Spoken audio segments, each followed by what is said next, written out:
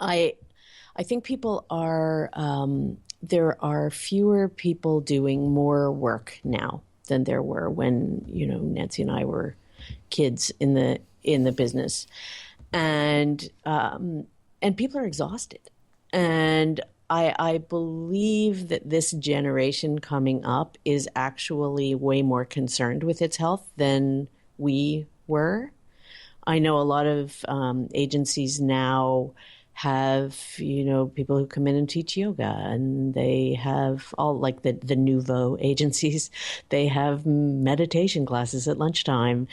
So agencies are actually, in some cases, starting to create environments that are actually healthier. The psychology of 24/7 is very prevalent, for everyone in the business. And the notion, that if you have a life, you're not working hard enough, a lot of people really do continue to subscribe to that. But I just see it in my son and young people in general. They're, going to the gym is really important to them, even if they live, pretty excited lives. They do seem to invest at least part of their time in feeling good, which is, and not using illegal substances. Feeling healthy it just seems to be more built into the current generation's way of being. So I hope that that's going to continue and be true as they grow older. Yeah, I mean, I don't think you can. Uh, Unfortunately, I think that applies to a certain number of people, like your son. I don't think that it's a big enough trend. I think that young people are really stressed out as well, and trying to find their way in a business that continues to reward for that old model of 20. I'm thinking of it as an old model of 24/7 way of approaching work. It's broken for everyone. It's broken for men. It's broken for women, and more progressive companies and societies are seeing that there's really got to be another way. I love the thought that millennials are forcing the issue a bit.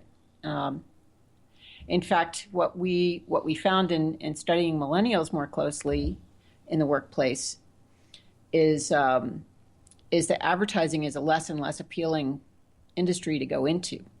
And that's one of the reasons, is that the demand for 24/7 and not enough received in return is making other options look better. So it's an interesting moment for the industry to reflect and look harder at its own long-term viability. If you can't bring in the youngest group, there's obviously going to be big problems. It's been difficult for me through the years to acknowledge that being rested and healthy, eating well, exercising, doing all of those things that at times I've pushed aside are really the very things that help manifest better creativity, better brainstorming, fresher ideas.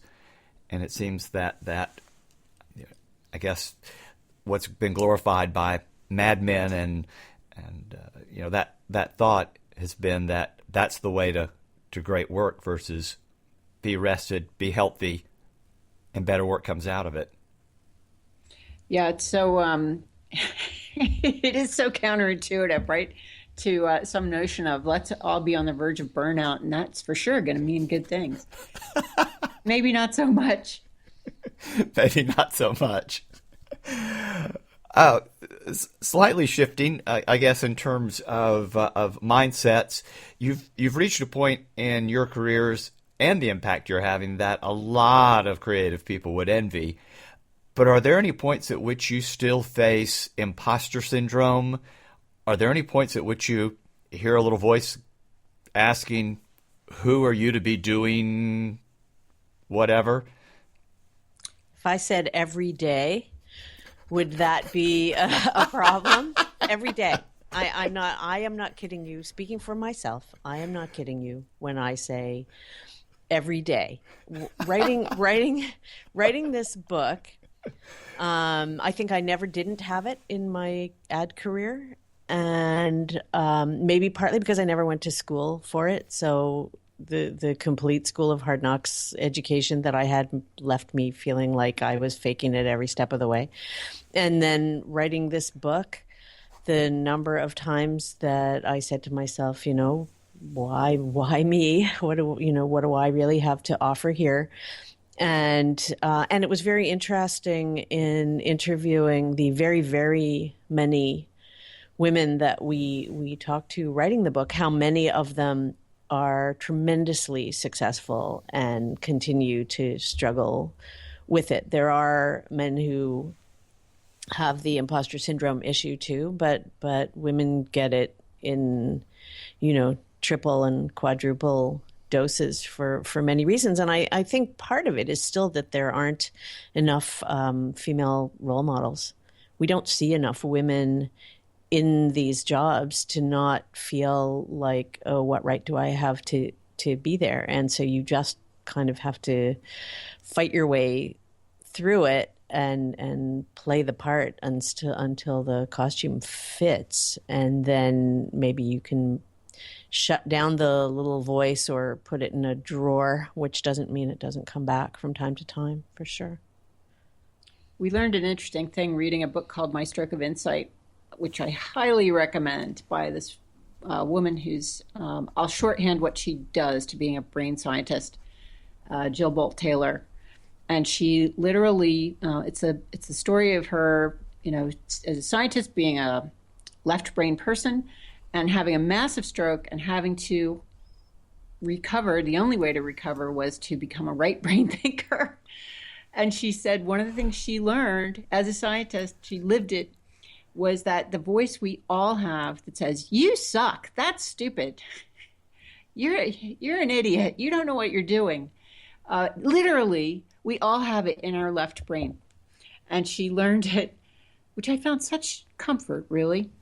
So she realized when she had her left brain function so radically compromised that voice wasn't in her head anymore. Wow. Man. So there's an interesting biological component to this. I read an interview with her, and yeah, that was my stroke of insider memory. Yes. And we're going to list these books and resources in the show notes as well, so that people can easily find them and not have to go back through and pull them. You said that fear is the biggest single obstacle to the progress that people make, and you're dancing around this. How do you respond to those voices? Can you elaborate a little bit about how you answer back when you hear that voice, but yet you still have to walk on stage, or you still have to lead one of your boot camps, or something is coming up there? How do you respond? How do you counter that in that moment? There are literally exercises and tips in our book on how to kind of get on top of that fear and get past it. And some of it is literally grounded in brain science, because we really do all pretty much have some version of that struggle that can be going on that we have to get past. So if, using the setting you just talked about, where you have to kind of get in front of people and be the expert and appear to be really confident and not cave to stage fright, which both of us actually struggle with and have for a long, long time. So ironically, now we do public speaking all the time, and we have to go through our little rituals to dim that down. We learned about tricks like literally shutting down the voice can happen that says you're not competent, that you can't do it, by journaling for 10 minutes before you're going to go onto that stage or into that high pressure situation. Oh, that's good. And if you literally write down what you're afraid will happen, worst case scenario, I'm really afraid this will happen, and then conclude by saying, but in fact, this good thing will happen. That it literally, a cognitive scientist shared this. Literally, your brain is going to behave differently when you do that exercise, and mean you feel much, much calmer walking into that situation and much more confident. Who knew? That's weird, isn't it? And also learn that you can, I would say, preferentially go into a private place and strike the Superwoman pose before you walk into the room. This is also brain science, that something happens literally in your brain when you literally strike the super confident pose. I have been in many a bathroom stall doing that before speaking in front of a big group. And so, whereas that might have sounded like superstition and nonsense before, now I know that it's all about making your brain do things differently. So I can only say that works. That kind of stuff works. And I also find it really comforting to have learned that it isn't just me. And I think we can all take some comfort in that. It's like, you know what? This is how we roll. This is how we're made.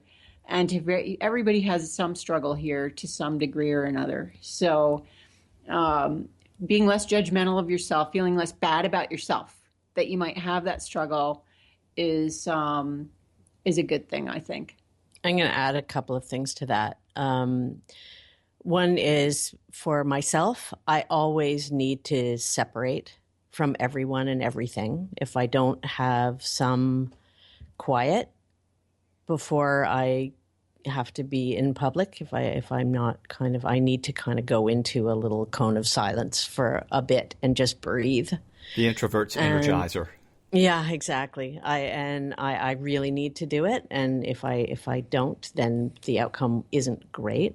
I used to be so nervous presenting, and for much of my career, so nervous presenting, even to clients that I knew and people that I knew, that I literally would have to run to the bathroom and throw up, like for real, every single time. Wow. And then a long time ago, I took a theater program in New York for 2 days, a weekend workshop with an actor, a theater teacher that Nancy and I actually work with in our program. And her whole method is around what works about you. And it's very, very scary to go through it. But I learned what I could rely on in myself in a public sphere, and that I didn't have to be like anybody else when I was on stage or presenting. I could do it my own way, and that was fine. And that was a big confidence builder for me. And the thing that I've learned most recently is something called tapping. And I'm going to say it's been the most helpful to me of everything.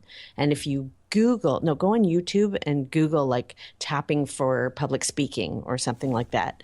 Whatever your issue is, tapping for it is actually a process of replacing, it sounds very new agey, but replacing a kind of a bad idea or an anxious idea with a good idea and a positive idea. And you have to go through you tap your way through everything that can go wrong, and then you replace it with better thoughts. And the very first big radio interview Nancy and I did when the book came out, we were so nervous we could hardly function. And somebody came and tapped with us. And I tapped before the interview myself. And it was one of the best interviews I've ever had. And it was the least nervous I've ever been. And I just want to clarify that Janet was not tap dancing. No. No, you actually are using your fingers and tapping on the top of your head, and it sounds really freaky and weird, but it's actually really great. Less weird than tap dancing, though. Although that could be good as well. Maybe so. Nancy, you were talking about power pose earlier, and if I'm not mistaken, I think Amy Cuddy has a TED Talk. Yes.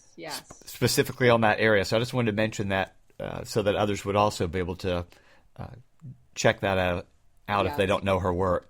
It's a great TED Talk. So how has all of your experience brought you to form Swim? And